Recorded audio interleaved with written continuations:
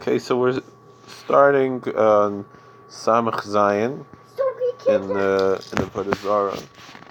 So on the bottom of Samach Vav, we said that we were talking about putting bread on top of a barrel of wine, and if the bread was chulin and the wine was truma, it could be the same thing if the bread was kosher and the wine was not, whatever. So if it was hot bread in an open cask, divrei kolos, or everyone agrees it's not kosher. The bread's not kosher, or it's considered like truma, so only a kohen can eat it. Fast and then is chavis magufer divrei kol materes. With cold bread in a corked cask, everyone agrees it's kosher. The bread's kosher. The only disagreement is if you have hot bread on a corked cask with hasanenis v'chavas psucha, or cold bread on an open cask. Hadidi nami, and the Abayas said this is the same question here. This could be considered like hot bread on an open cask, which everyone would agree is not kosher, and then it's not kosher. That's why Abaya learns like this. Alright, Zarah klal kosher b'nosav v'neisin tam. Mishnah continues. The general rule is wherever there's flavor imparted that's beneficial, then it's not kosher. If the non-kosher flavor is that makes it taste better. Amar Rav Yehuda, Amar Shmuel Hachi Hilchos. And Rav Yehuda said in the name of Shmuel, that's the law. Amar Rav Yehuda, Amar Shmuel Leishanu Al Shnaflu Seichvis and Reizchen. Yehuda said in the name of Shmuel, our Mishnah is talking about the split beans and the forbidden vinegar. It's where the vinegar fell onto hot beans. Split beans.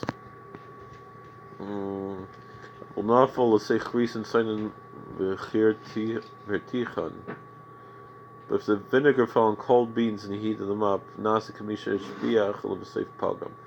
it's like it tasted good, but in the end it tasted bad. But it's still not kosher. So when Ravin came to Babylonia from the Holy Land, he said to Rabbi Chanan and Rabbi Yechon, he taught this Mishnah to say it's only talking about hot beans, then it could be kosher. But if it fell on cold beans and then he cooked them, so he made it good, in the end he made it bad, then it's not kosher. So too when Rav Dimi came to Babylonia, so they would do like this on Fridays in Sipori, and he would call this dish that putting vinegar into cold split beans. So we're talking about in kosher. He would call it cress, even though it was actually split beans, but they would call it cress. So, Reish Lakish said, "Nice and tam amru." This case of a flavor that's damaged, it's not a good flavor. Shamu kader is a chser malach. We're not talking about the case where chser melach, where the dish and the pot it doesn't have enough salt, has too much salt. Chser tavlin, yser tavlin. It's not enough spice, too much spice. But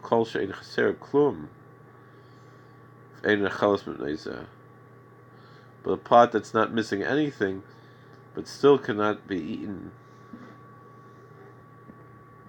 Meaning, if you would add salt, it would fix it.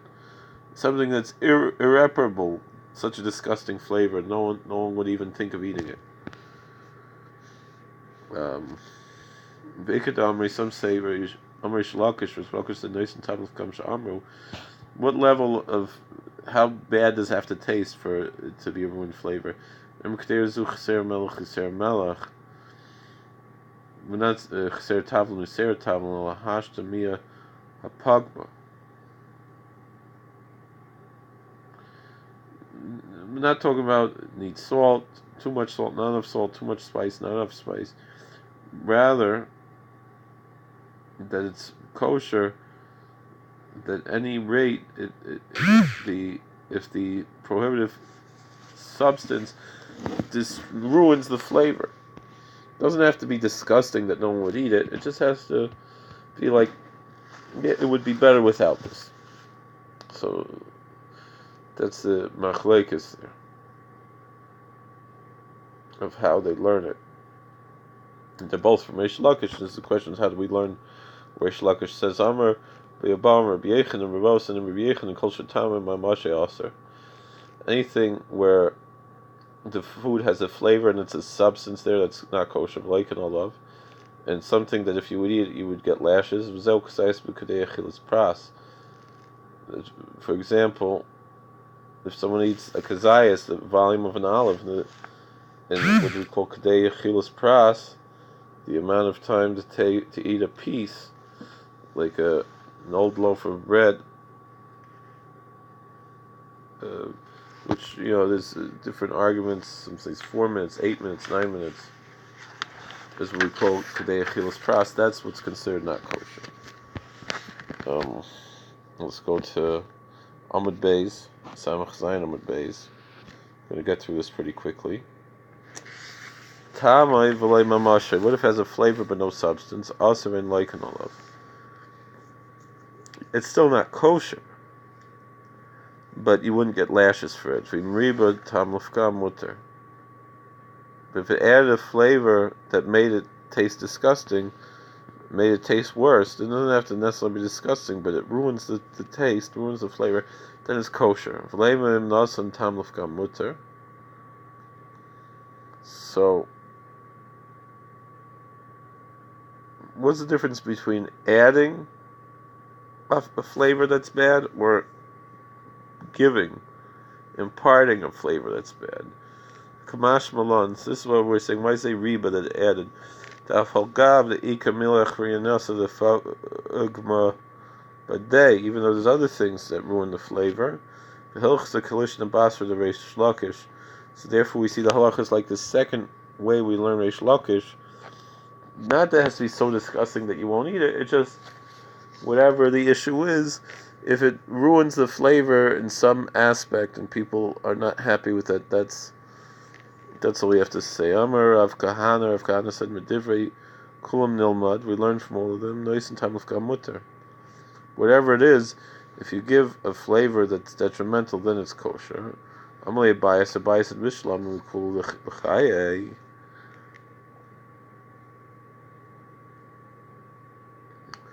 Now, Abayis said, except for Reish Lakish, you can understand all of them clearly, fine, like this. But Reish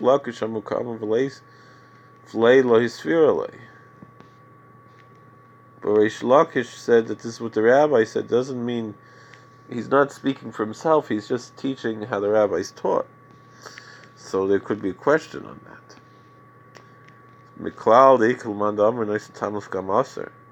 That would seem to indicate that there are those who say that a bad flavor is not kosher. Yeah, there's an opinion like that. V'sani, we have a price. Echad noisin tam l'fgam, echad noisin tam l'shvach. Shevach l'shvach aser. It's a price that says if a non-kosher item imparts a flavor, whether it's good or bad, it's still not kosher. Rabbi Meir. That's Rabbi Meir. Rabbi Meir's words. Shevach aser l'fgam mutar. But Shimon says that if it's a positive flavor, it's the non-kosher item imparts a positive flavor, then it renders the mixture non-kosher. But if it renders a negative flavor, the mixture is kosher. My time of the Rebbe Meir. So why does Rebbe Meir say that even if it tastes bad, it's not kosher? Oh, what about you have utensils? We have in the book of Numbers, chapter 31, that the Israelites brought back from their war with the Midianites pots and pans and things like that. The Bible says that God told them, put it through the fire to clean it, to sterilize it, to remove the flavor.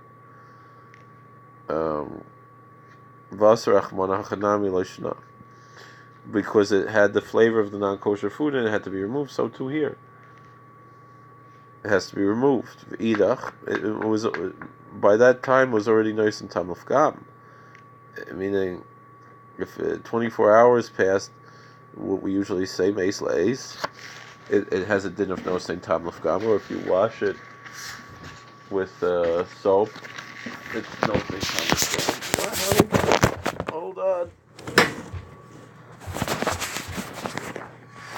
So then it's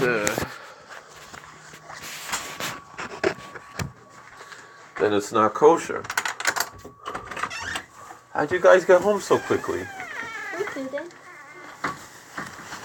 So You got home so quickly. Why is your car? I didn't know, Mommy. I was gonna move it, but I didn't know, Mommy. Go tell Mommy I'm gonna move the car. All right. Like he's sleeping. So here too is no difference. We could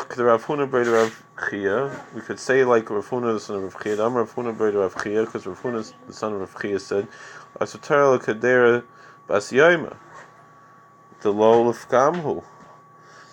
That the flavor that's imparted is only if it's on the same day. If it's ben yomo or bas yomo. If once 24 hours pass, it becomes no sing time lifgam. It no longer has a positive flavor. The flavor is ruined.